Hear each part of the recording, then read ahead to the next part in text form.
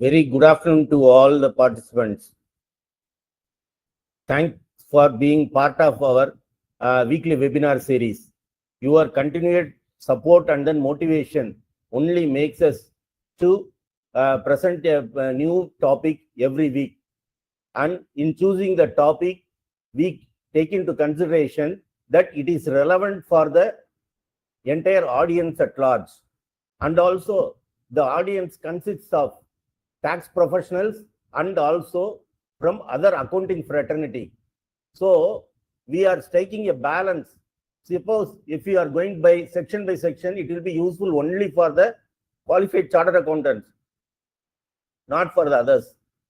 But we feel it should be useful to the person who are not very much aware of the sections, but they will be knowing that under what context a provision should be applied. So without going into the section number and other technicalities, we try to balance both. But ultimate objective is the people at large or the total business community should be aware of the GST litigation and other GST issues. Once when we bring this to the knowledge of the people, there is chances of getting them notices or any procedural lapse can be avoided. For that only, even ITC 04, once we had a discussion on ITC 04, after that, many persons responded to us that they have not done the ITC 04 for the job work. So it was such type of responses make us very, very happy because of our session, they are going to file the returns or the statements so that they will be freed from the penal consequences. So with this purpose, today we are going to look into the 8 years of GST. 8 years of GST. In a Tamil movie, Basha, Rajinikanth song will be there. So we are in the first 8 years of GST. Yes, it is a path-breaking reform, we will say, in the indirect taxation. Let us see how it has progressed and then what we expect in future. This is every session we used to put Katrathu Kaimannalavu, Kalladadu Ulagalavu. That means what we have learned is a small portion. That is the sand that we can hold in our hand. But what we have not learned is the size of the entire world. So now, as every time I used to tell, what we know is not even to the extent of the sand that we can hold in my hand.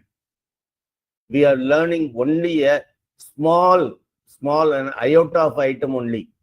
So with this humbleness, we shall look into the GST, 8 years of GST. So in 8 years, when we look into that, what are the advantages? What are the advantages? In my mind, the first advantages comes is removal of checkposts. Removal of checkposts. So that is the first advantage. For example, from here to Palakkad, if you are going to send from Coimbatore to Palakkad, if you are going to send the goods in pre-GST era, the distance is only 40 kilometers or 50 kilometers. But the stay at Vadayar checkpost may be taking 1 day or 2 days or 3 days. So till that time, the lorries will be parked at that place only. It is a very, very torturous trip, I would say, compared to they can drive in any hills or anything. But moving through the checkpost is a very, very bad experience for any drivers. Why? Because nearly 500 lorries will be standing in the queue. So one by one, they will be clearing. So they cannot go out or anything. So the entire trip, they have to spend it in the lorry itself. So one lorry moves, so they will be moving. So imagine the amount of time spent there. Imagine the amount of fuel wasted in that process. So in such a way, the removal of checkpost is a very, very blessing. Even some of my clients used to say, in pre-GST era, a truck to a particular place will take 5 days. Now they are able to do that in 3 days, truck, because there is no check post. So there is a tremendous amount of fuel saving, time, everything is there. So removal of check post is the first positive aspect of GST that comes to my mind. So everyone will agree, yes, this is the major reform. Then multiple returns avoided. Multiple returns avoided. What we mean by multiple returns? For example, in Tamil Nadu, take the case of a hotel. Hotel, there will be a VAT return. Then if they are having rooms for that luxury tax, so luxury tax returns, they have to file, and also service tax returns, they have to file. So all these 3 returns are going. So multiple returns. There are so many other laws were there. All the laws have come into under one roof called GST. So that is a very, very advantageous. So multiple returns are avoided. Then registration for every factory under central excise provisions. In case of a central excise provision, we had a multiple registration within the city. Suppose there is a factory, a road is running, there is a factory on the right side, left side also they have taken on rent another factory. For both the things, separate registration is required. Separate registration is required. Separate returns have to be filed. ER1 returns have to be filed separately. So there should be a person in charge for both the factories. Both are separated only by a narrow road in between them. So that is the situation under the central excise registration. So this type of multiple registrations are avoided in the case of GST. So this is one of the, or some of the positive, there are so many positive aspects are there, which comes to my mind. This is some of the positive aspects. Then what are the negative aspects? Negative aspects, I would tell, in the initial stages, now also they are evolving, I would say. In the initial stages, they introduced the Act 17/2017, they introduced the Act without doing any sufficient background work for getting the data or filing the returns. So they are not prepared for that at all. But Parliament sitting through the midnight session, passed the bill, and then it becomes the CGST Act, IGST Act, and everything it became. But the department was not ready at the background for making this effort. So there are so much of hassles in filing the return. Okay, in the initial months, the government asked us to file GST or 3B first, because they are interested in collecting money. GST or 3B is the return through which they are collecting the money. So they allowed us to collect the GST. They collected the GST by GST or 3B without filing GST or 1. So these type of so much of errors, so much of problems. Who bear the brunt of these problems? Mainly the chartered accountant community, who are interested by the companies to file their returns, and the accounting department. All those were having a very, very bad time in the initial stages of filing the return. So, and after that also, and the original system of return filing was not put into practice. So original system of not putting into practice, it created a lot of problems also. The fake invoice is the result of the department failure to introduce the system in the early stage. That is the issue that we are still also, it is continuing. So these are all some of the negative aspects I would call. Then as far as the GST is concerned, in my opinion, there is no use in fighting against any provision. There is no use. If they are going to a particular thing, they ask you to pay the tax, comply, then it is better to comply. I say this because of this, both the decisions. Safari Retreats decision. Safari Retreats, it is a decision where whether ITC can be taken for building or not. So that was a decision, because there was a phrase, plant and machinery is a defined term. Plant or machinery is used in the clause. So this matter went up to Supreme Court. Supreme Court, the plant and machinery is different from plant or machinery. So that word or played a crucial role. So that was the issue in Safari Retreats decision. So matter from the High Court, it went up to Supreme Court. The government waited till the decision of the Supreme Court. In the Supreme Court also they prayed that it is a clerical error or a printing error. Supreme Court did not agree to that. They interpreted in their own way that plant and machinery and plant or machinery is a different. So it was a partial, I cannot say it is a full, it is a partial victory for the appellant. To nullify the decision, then the entire thing was nullified by a subsequent amendment to the Act itself. So subsequent amendment, they said this plant or machinery will mean plant and machinery with retrospective effect from 1/7/2017. So these type of retrospective amendments are very, very detrimental to the assessee's interest, I would say. Similarly, in case of AIP and Co., whether GST 3B is a valid return, is it a return or the GST 3 has to be notified? So Gujarat High Court, after detailed analysis, told GST 3B is not a return. So you need not be restricted by the time limit prescribed under section 16(4) to claiming the ITC. So till the time the GST 3 comes into effect, you can take the ITC. So that was the opinion of the Gujarat High Court in the case of AAP. But subsequently, that was reversed by the Supreme Court. That is a different issue. But in the middle, the government amended the rules to say that GST 3B is the return, GST 3B. So in this type of situation, whether it is useful to fight the government or not, that becomes a big question mark. So that is what I feel. Comply with the laws in the spirit of the law or in the manner in which the government wants. That becomes the crucial fact in the case of these both the decision points to us from the GST angle.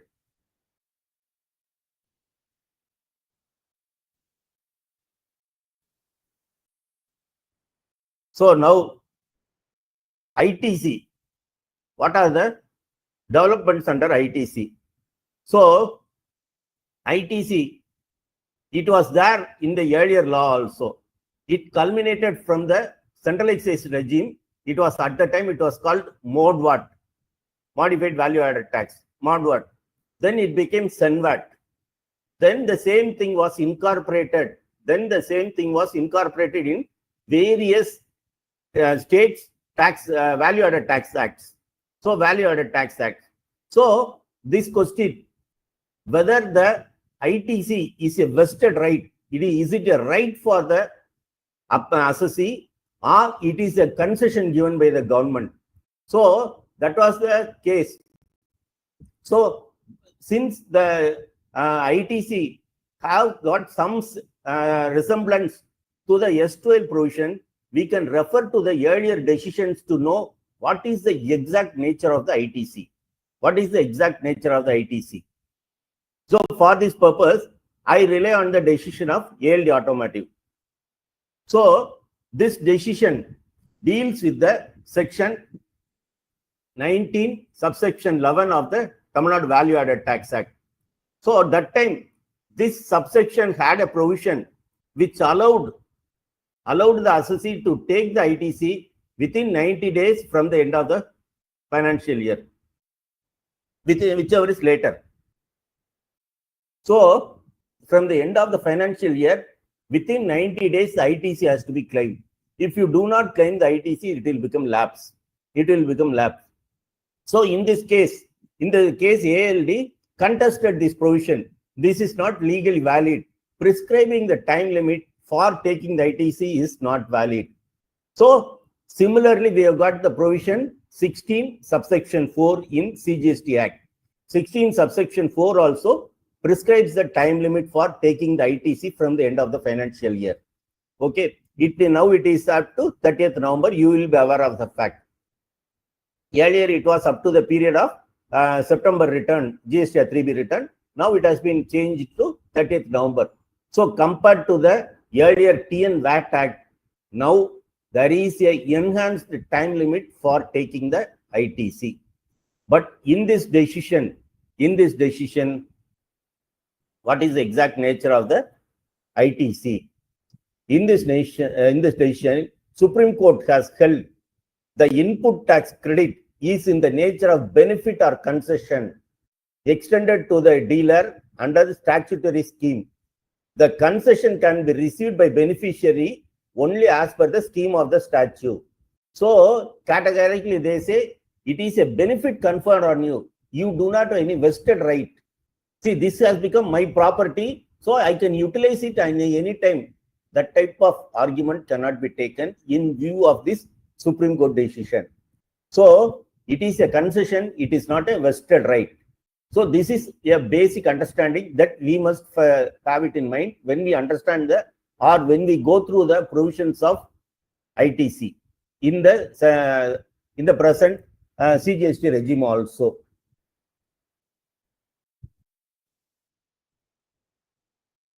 So another case, section 19 subsection 20.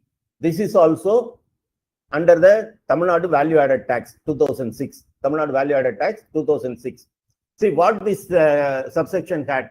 See, if a buyer, he buys the goods for 100 and then he sells it for 90, in that situation, he had to reverse the ITC to the extent of 10 rupees because he has availed it 100 and then he has reversed it, sold it for 90. So this subsection required the reversal of the ITC for the value which was sold at a lower price. So here this is given in the judgment. It is trite law that whenever concession is given by a statute or notification, the conditions thereof are to be strictly complied with in order to avail such concession. It is not the right of dealers to get the benefit of ITC, but it is a concession granted by virtue of section. So when this is a concession given by you, so you have to comply with the conditions of this concession. So this is very, very important. Why I am bringing this decision here? Why this Tamil Nadu Value Added Tax decision is brought here? Because in the CGST also, for taking the ITC, there are conditions are there. So these conditions have to be complied with to avail this concession. This is what the Supreme Court has held in the case of Jayam & Co. In the Jayam & Co. So we have to see what are the conditions and then what are the changes that has come in this area. So section 16(2). So section 16, subsection 1 will be a wide capacity, or it is widely said. They can, if it is used for the purpose of business or in the furtherance of business, they can take ITC. But this ITC has to be within the conditions stipulated under subsection 2 of section 16. So subsection 2 has various conditions.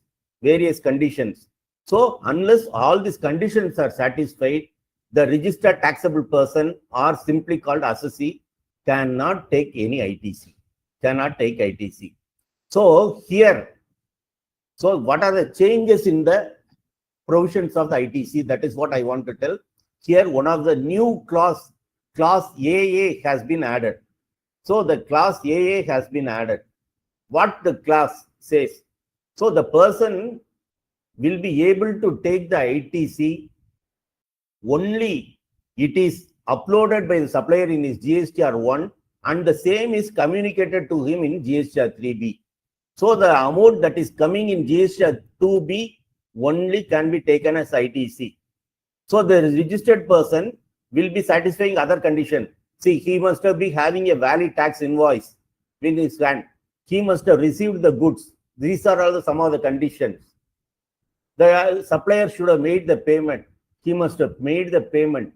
But still, if it is not populated, it is through GSTR 3B, he is not entitled to take the ITC. So this is very, very important change. So what are the change in the landscape of the ITC over the period of 8 years? I'm highlighting this. So this is one of the new conditions that came into effect from 1/1/2022. So at the time of introduction, this clause was not there, but subsequently this was introduced, making that only the amount that is populated in GST or 2B can be claimed as an ITC. This is one of the condition, additional condition stipulated in section 16, subsection 2. So another change that has been, I would say, it is a welcome change. It is a welcome change. So originally, it was stated the ITC can be taken up to the time limit for filing the September IT return, September GST return, September GST return. So September GST or 3B has to be filed up to 20th October. Now this linking it to the return, they are giving a specific date. So it has to be claimed before 30th November. So 30th November means this will be September. So this will be September return, sorry, October return. October return you will be filing in 20th November. But if there is a delay up to 10 days, then also that ITC can be claimed if it is claimed in GSTR 3B. So this is an important change. So, but the time limit extension is very, very limited only, I will say, because it was up to previously 20th October. Suppose you are going to file the October in November, it is getting extended by a month. But this is one of the welcome amendment. So you get 1 more month to claim. So compared to the earlier TN VAT days limit, it is much more than that. So this is one of the welcome amendment that has happened in the ITC area compared to the original time limit prescribed. So section 16, subsection 5. This is a new provision. This is, see, the provision was there. You can take the ITC up to the filing the return for the September. Some of them might have not claimed that situation. Remedy or to give a concession to such type of person, if for these 4 years, if the ITC has claimed in any of the returns 30th day of November 2021, then they are entitled to ITC. So this is a welcome amendment, I would say. This is for the first 4 years. Yes. So first 4 years, if they have claimed in the if they have claimed up to the period of 30th November, then they can claim that. It's one of the welcome provision, I would say. So concept of block credit. So what is the block? Take the ITC for some of the items given in the subsection 5 of section 17. So in the originally version, when the act was introduced, it covered only the cars and other vehicles. There are some exceptions are there. I'm not going into the exceptions, but only the car. Whenever you are buying a car, you are not entitled to ITC, or whenever you are buying a two-wheeler, scooters, you are not entitled to ITC. That was there. So then, can we take ITC in respect of the insurance, the GST charge on the car insurance, or maintenance expenses on the car insurance, spare cars or two-wheelers, can we take the ITC? So there was some clarification. So we consultants were arguing that it has not been specifically put. So we can take the ITC. We are prohibited taking only for the cars, not for the car repairs and maintenance or car insurance, two-wheeler. So to separate this anomaly, introduced the new clause by saying that ITC on car insurance or vehicle insurance is block credit. It is a block credit. So whenever you give a car to the repair bills comes to 1 lakh, then they are charging 18,000. You cannot take the ITC. So this is one of the change that came into effect from the original insertion. So the next one is ITC on corporate social responsibility. ITC on corporate social responsibility. So Companies Act stipulates the companies who can satisfy these criteria. So net worth of 500 crores, turnover 1,000 crores, or net profit of 5 crores or more. they have to do some service to the society. So there is an obligation created under the Companies Act, not under the GST Act.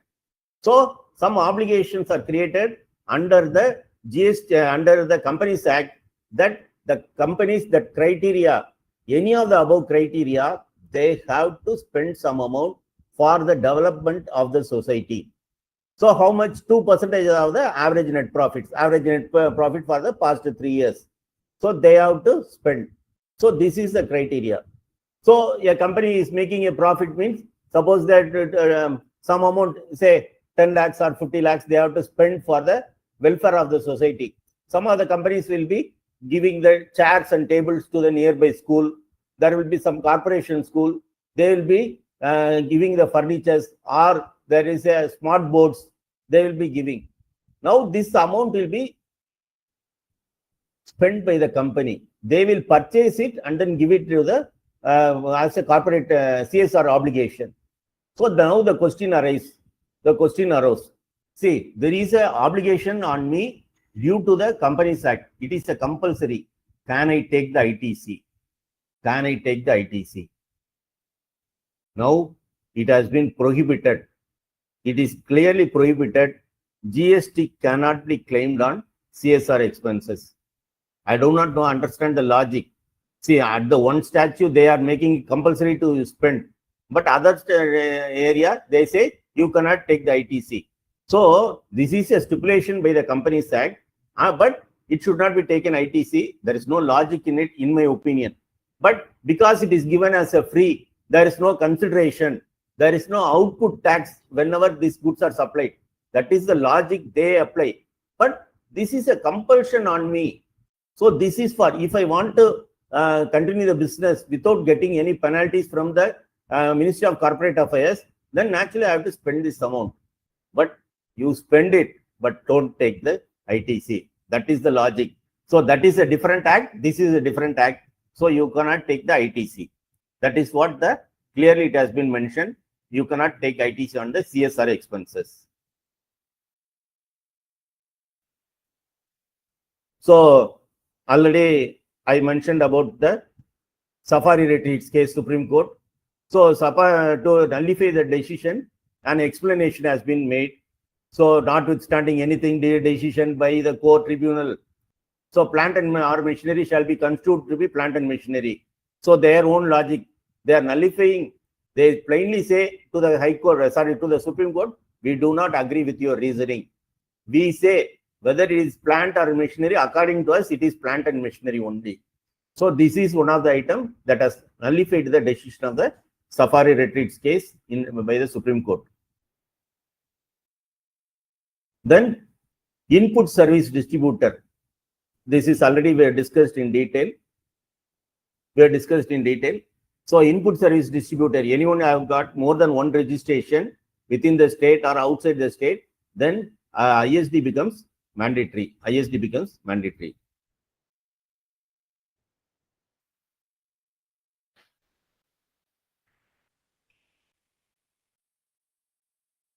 This is one of the important questions that arises in many persons' mind. See, should I take the ITC on the basis of GSTR 3B or GSTR 2A? See, GSTR 2B is a static. So after the date, it will not get populated in GSTR 2B. So 11th, you are filing GSTR 1. After that, it will not get populated in GSTR 2B of that month. So after that date, if they are going to file, it will get populated in GSTR 2A. Now the question arises, should the registered taxable person or the assessee take the ITC as per GSTR 2A or GSTR 2B? Because both are going to give you the ITC only. So the question arises, should we take on the basis of 2A or 2B? This rule 36.4 as clearly says, you can take the ITC only on the basis of GSTR 2B. This came into effect from 1st January 2022. So from 1st January 2022, the ITC can be claimed only on the basis of the amount populated in GSTR 2B only, not on the basis of GST 2A. So this has to be borne in mind.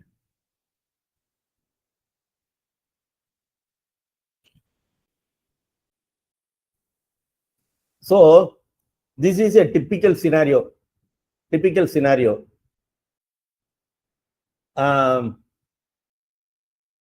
One of the conditions for taking ITC is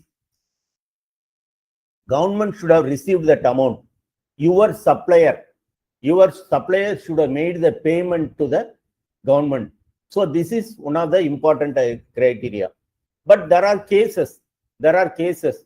So GSTR 1 is filed by the supplier, but he does not file GSTR 3B. When he does not file GSTR 3B, the government does not get that money. So government does not get that money. So this recipient does not satisfy one of the conditions of section 16 subsection 2.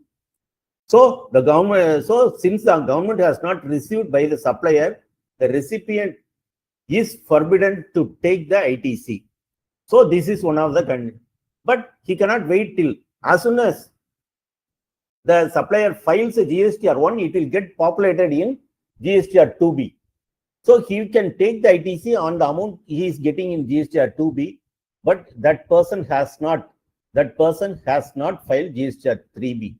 So government has not got the money. So the recipient should reverse the ITC. So the recipient, since the amount has not gone to the treasury of the government, the recipient should reverse the ITC. Now the question arises, at what point of time this reversal should take place? When the recipient should reverse the ITC for the non-filing of GSTR 3B by the supplier? That is the question. For that, a new rule 37A has been introduced in the CGST rules. In the CGST rules, 37A has been introduced. What this rule says, if the person has just filed only GSTR 1, but he has not filed GSTR 3B, the recipient should reverse this amount in any of the returns up to the 30th November of the succeeding year. So this is very, very important. For example, 24-25 up to 30th November 25, this ITC can be reversed without any interest. This is very, very crucial, without any interest. Now, after the year end, you see this person has not filed GSTR 3B. So the government has not got this money. Now, up to 30th November, you can reverse the ITC, and then in that case, there is no need for interest payment. There is no need for, even though you utilize that amount. But if you are not reversing in return up to the 30th November, interest will come. As per section 15. In that case, interest will be starting from the date of availment of ITC. So suppose you avail that ITC in the month of April 24. If you are not reversed by November 25, from the April, you have to pay interest. But if you are reversed before 30th November, then there is no need for payment of interest. So this is one of the important. So the interest, without interest, you are reversed. Now, whenever he files the GST 3B, you can take the ITC again. Whenever he has filed that 3B, you can take the ITC again. So this is one of the important aspects that has been introduced. Earlier in the section 37A was not there. Now rule 37A deals with this type of situation where the person has filed only GSTR 1, but he has not filed GSTR 3B. And then time limit for reversal in such a situation.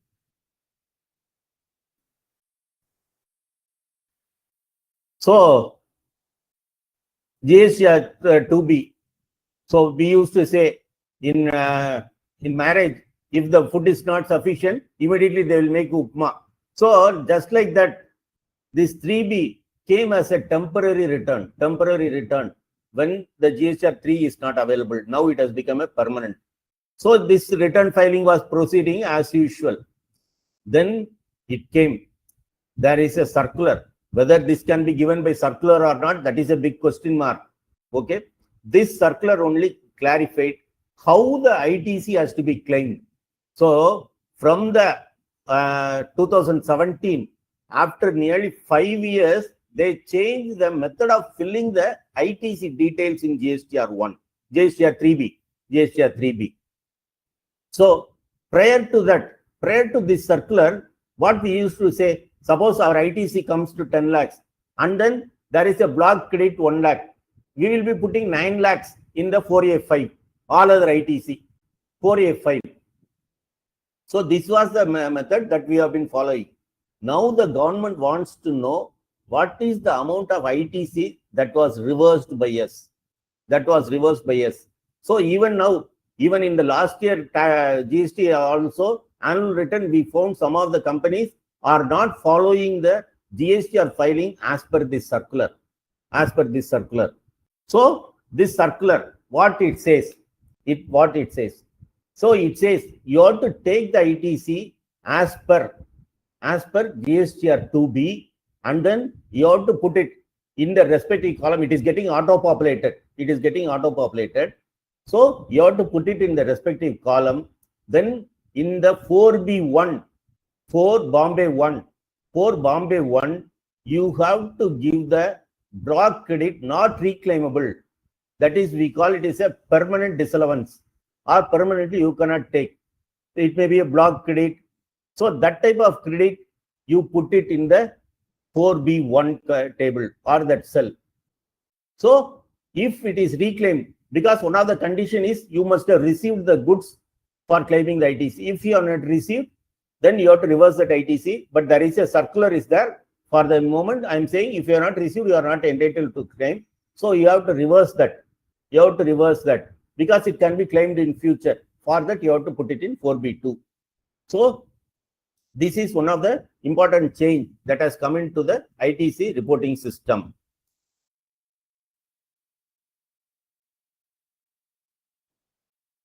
So kindly fill up this GSTR 3B as per this circular, because this has got a proper linking with the GSTR 9. So whatever the amount reversed, it has to correlate with the amount that you are giving in the GSTR 9. Now, when there is, the department is giving notice when there is no proper correlation between GSTR 3B and the GSTR 9, all those things can be avoided if you fill up this cells properly. Invoice management system. As of now, invoice management system is not a mandatory. It is not mandatory. There is no reference to IMS in the GST Act or rules, but GST portal populates IMS, and also GST network has given many advisory regarding this IMS. So this is one of the area where we are leading. So in future, so you have to claim the ITC through IMS only. They will make it mandatory. So till the time, it is only advisory in the nature. So in this, one of the latest advisory they have given, you are getting the IMS. There is a eligible ITC, but you have rejected it, that ITC in IMS. So whenever the amount is rejected in IMS, automatically your eligibility in 2B will get reduced. ITC will get reduced. Okay. On that basis, the return GST 3B has been filed. But after that, you find this is eligible ITC. How to claim it?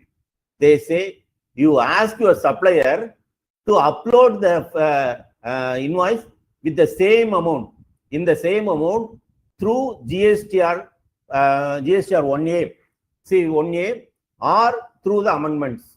GSTR 1A is a document that has been populated recently or given recently. When you find there is some mistake in GSTR 1, you can amend it through GSTR 1A before filing GSTR 3B.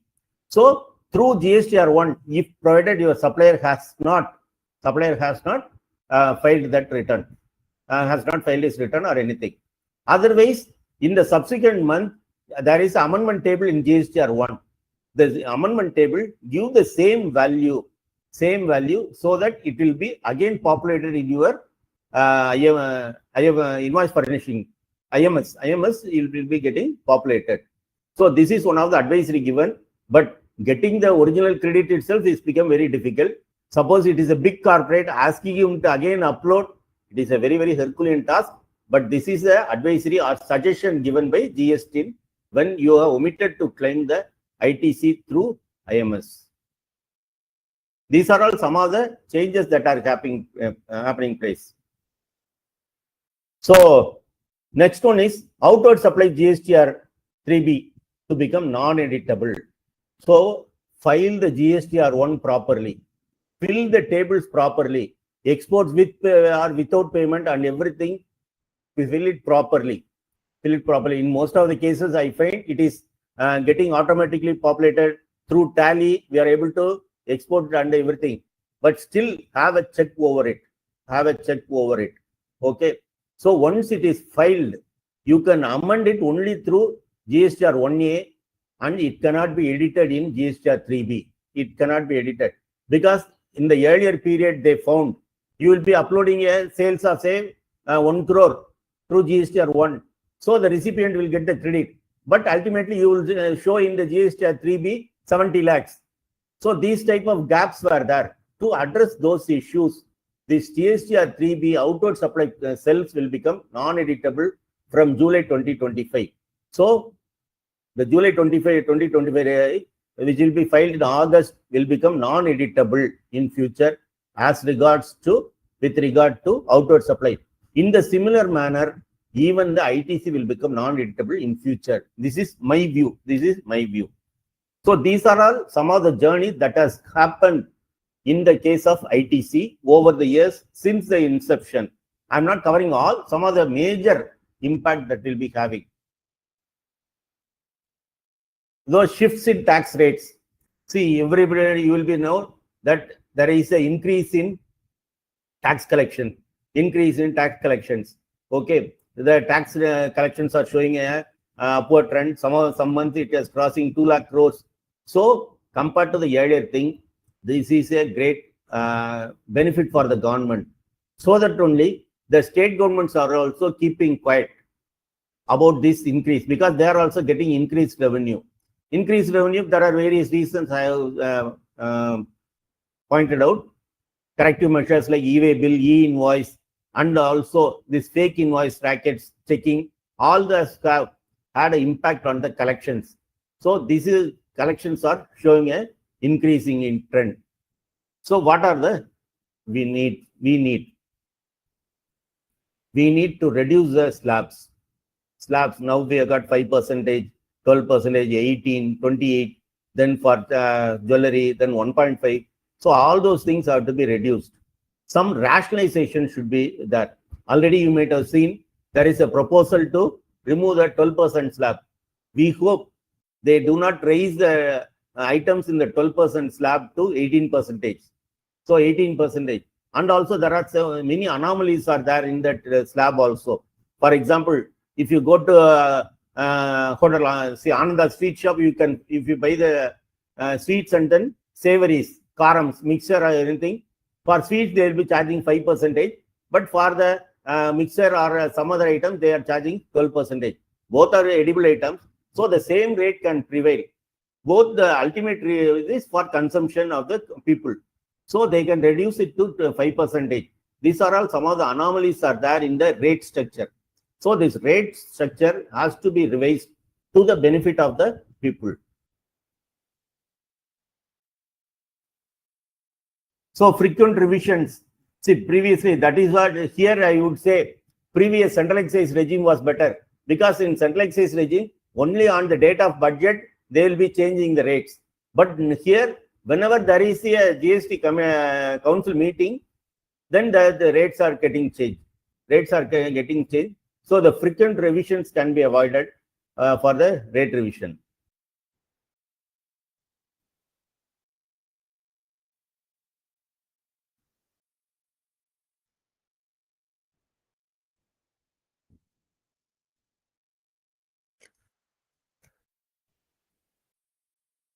See, then some of the pre-packed items, Pre-packed items, rice, wheat, dal, and everything. See, if you are going to buy it from a big sack, there is no GST. If it is packed and then branded, then they say it is consumed by higher people. No, even in the middle income group, they go to the shops to buy the packed items because of the quality. It is not spoiled. Because if you are going to keep it in sacks, rat bites will be there, insects will be there. To avoid this only, it is giving a better packaging. But if it is packed and then sold in retail, there you are going to levy tax, 5%. Even though 5%, in my opinion, that can be avoided because it is a common man requirement. So these are with regard to rates. So rates is not in our hand. We are giving in the more procedure. So refunds. What are the refunds and then what are the things? Here, one of the important advantage out of the GST implementation is getting the refund through automatic route. So we call it as IGST paid route. So somebody, even big industrialists, once asked me, sir, paid solranga sir. Paid means I have to pay the cash and then get it back from the government. No, it is not like that. This is a entirely misconception. Paid route means you are adjusting in your existing ITC. Existing ITC, you are adjusting. So this is called ITC paid route. So this is a very, very advantageous. In the earlier regime also, we had the similar thing in Rule 18 of the Standard Credit Rules or Central Excise Rules. But for that also, you have to visit the department and to prove them yet you are exported, and then you have to give all the documents, get the amount refund. But here in this paid route under the GST, this is from the inception itself, we had this concept. This is very, very advantageous to the registered person who are engaged in export of goods. This route, paid route, is applicable only for export of goods, not for the export of services. So export of goods only, this paid route is available. What is this? See, whenever you want to get the refund, you have to make an application. When you are going through this paid route, so paid route, there is no need. So this is spelled out in section Rule 96 of the CGST rules. So there is no need for making a separate application. The shipping bill, see, whenever you are exporting the goods, you have to file a shipping bill. The shipping bill is deemed to be an application. This deemed to be an application. And refund of ITC can be claimed for capital goods also. Once the goods are exported, then letter export order is given, automatically the customs system process, and then your amount you are getting back in your bank account. No manual intervention is required. But you have to be very, very careful in filling the GST1 properly. If the GST1, you have to give the correct shipping bill number. So the shipping bill number given in GST1 should tally with the process by the customs department. They will match it. They will match the amount. Then only it will come to the account.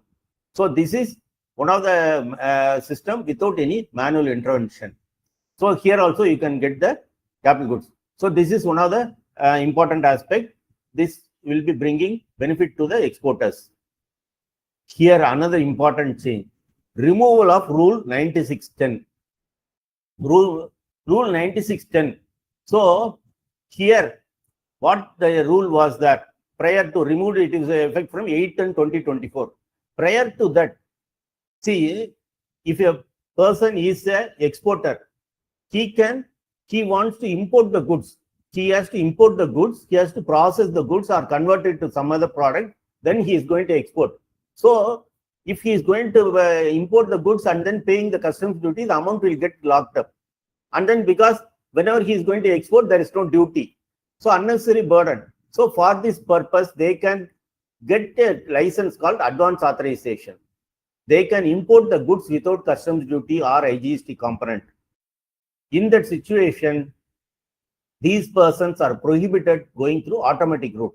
They can come to, by making a filing an application route, they can do that. But automatic route, they cannot go. So that was a prohibition. This was a very much unnecessary prohibition. Because of this prohibition, the person who has got the advance authorization cannot take the ITC for capital goods. So government realized this mistake. So they removed this rule. It is a very, very long pending demand for the exporters. Thank God, at least from 8/10/2024, government gave a patient hearing and then removed that rule. So another thing is change in the zero rated supply. So zero rated supply. What is zero rated supply? It is defined in section 16 of the IGST Act. So if the supply is considered as a zero rated supply, the supply is exempt, but the registered person can take the ITC or he can get the refund of the ITC paid. So this is very, very important. So what is a zero rated supply?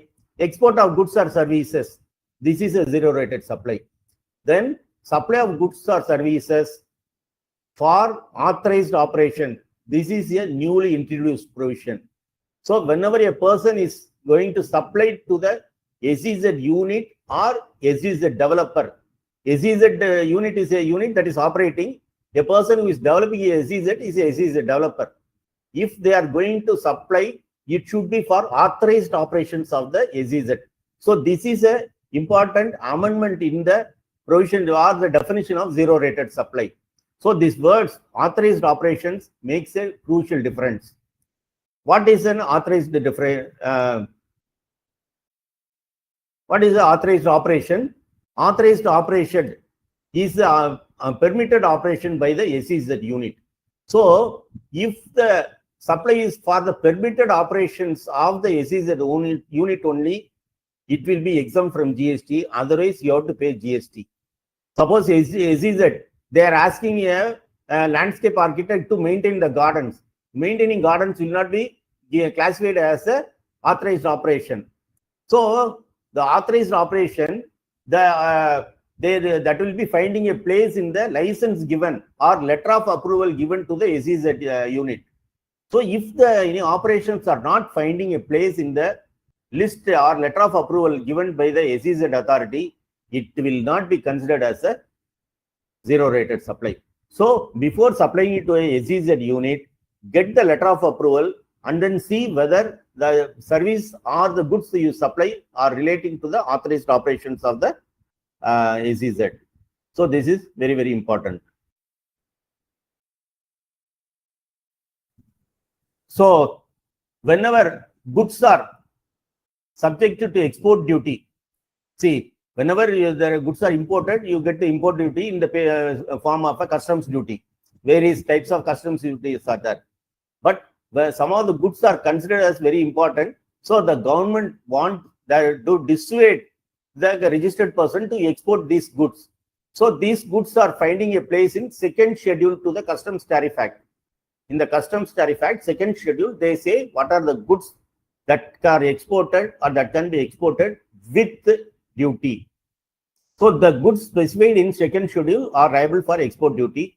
Whenever the exports are done, these goods, you cannot claim the refund of GST. You cannot claim some of the items that I have mentioned, sugar, granite, and iron ore concentrates.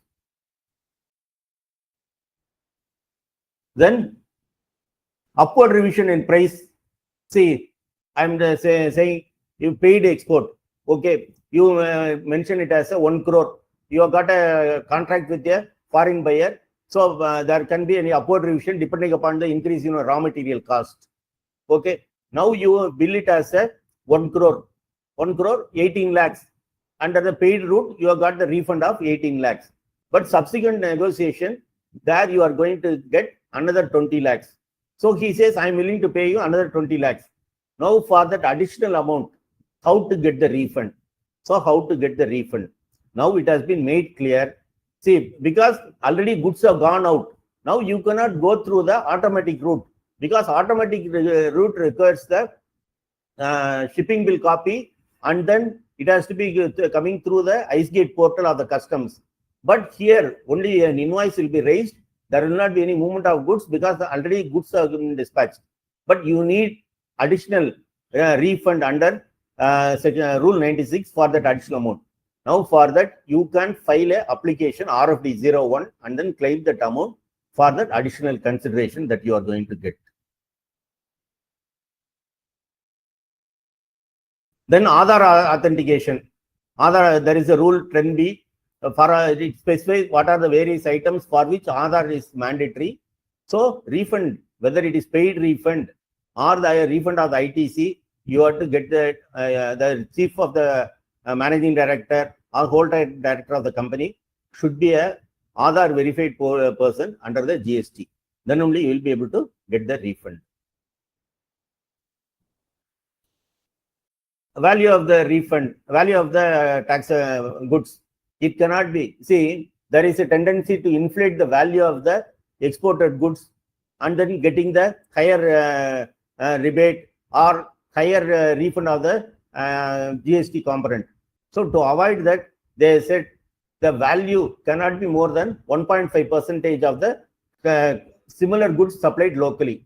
So locally, if you are giving for a component, say 10,000 rupees, it can be up to 15,000 rupees in your export calculation.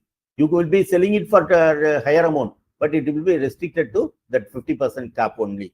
So this is very, very important amendment that has been done to avoid the misuse of the refund provisions. Inverted duty structure. Inverted duty structure, it applies for very few people. So here this inverted duty structure, thus there is a due weightage for services is also given by amending that formula. So the person who are getting inverted duty structure will be able to get a higher refund due to the amendment in the formula. This is very, very important. I thought I should. Export of goods. For export of goods, the goods should move out of India. This is very, very important. Goods should move out of India. So sometimes tools or molds for making the components are purchased in the name of the foreign buyer, and then it will be kept here. The amount will be billed to them. We will be getting the money, but the goods will not move out of India. In that situation, it will not be considered as a export of India since it is not going out of India. So you have to pay GST on that. You have to pay the GST on that. So these are all some of the changes that have taken place with regard to the refunds. This 2.5 is not a change, but I thought I should bring it to the knowledge of this elite audience. What are the way ahead? What are the expectations after this 8 years? As usual, there should be a rate reduction because the collections are buying up. So there should be a rate reduction, but it should be ensured that actual consumer get the benefit, because earlier some of the products like soaps and everything were in the 28%, then it was reduced to 18%. But the ultimate consumer did not get any benefit. So did not get. So earlier, say the product was 100 plus 28%, 128. Now the ultimate rate was kept at 128 and then reversed one, and the basic price was only altered by the manufacturers or suppliers. Though there was unjust enrichment by them. So without happening that, the ultimate reduction should be that it should be passed on to the customers. This is very, very important that I see. Vehicle checking, you will be many person who would have gone through this vehicle checking. So roving squad, they call Parakkum Padai in Tamil. So they will be standing anywhere. Suppose there is a small mistake in the address or anything, immediately penalty is 200% of the tax amount. See, even I have seen a case, the registered premises was in the first floor. That was not mentioned in the invoice. So for that, there was a penalty of 200%. So this is very, very huge. And then it is very, very cash burden is there on the small and medium sector industries. So this penalty should be at least reduced to 100%. So this is one of the things that we expect. This is a way we expect from the government. So this is, I think, advance receipt for services. So whenever you are receiving advance for the services, you have to pay the GST. But after receiving the advances only, you will be procuring the materials for rendering service. For example, construction. For construction or interior decoration. So the recipient, the supplier will be getting the advance, say 1 crore. Immediately he will pay 1 crore GST of 18% advance. But after that only he will making the purchase. So the payment has gone out, but the ITC will getting accumulated. So in the next project only he can adjust it, not in the current project. So this anomaly should be avoided. So multiple authorities sending notices at the same time. For example, you will be getting a notice from the audit wing. Then after that, from the range, you will be getting a notice. In addition to that, say then there will be inspection. You will be a registered assessee under the CGST or the SQL settle excise.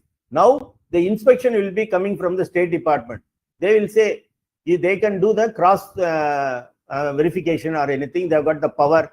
So, but this is harassing the people. So this should be avoided. So if there is only one, suppose audit has completed, then there should not be any inspection for that same period. So this is an important aspect that has to be done. E-way bill expiry. Suppose e-way bill, the expiry time falls on a Sunday or a national holiday, there should be automatic extension to next day. There should be automatic extension. Then e-way bill expiry is usually always, as per the e-way bill, it will happen in the 12 midnight. Suppose if you want to extend the time within 8 hours, so before 8 o'clock, they have to run and then they have to open the office and then they have to change the time. So this can be changed. This time for the expiry can be changed. So these are all some of the aspects that I thought I shall highlight to the audience about the 8 years journey of the GST. I thought share my views and then share the expectation. Some of the expectations I mentioned are of the from my interaction with the various industry association. So thank you one and all for the continuous support to our weekly webinar. If you have got any clarification, you can raise it here or you can send it to us.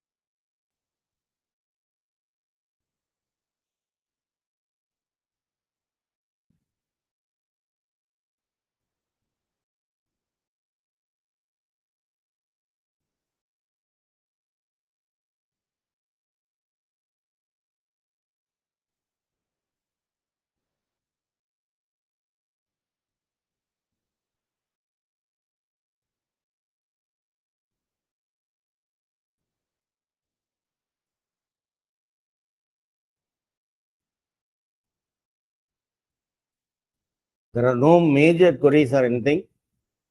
Okay. Thank you. Thank you one and all for your wonderful presentation. Wonderful participation. Thank you one and all.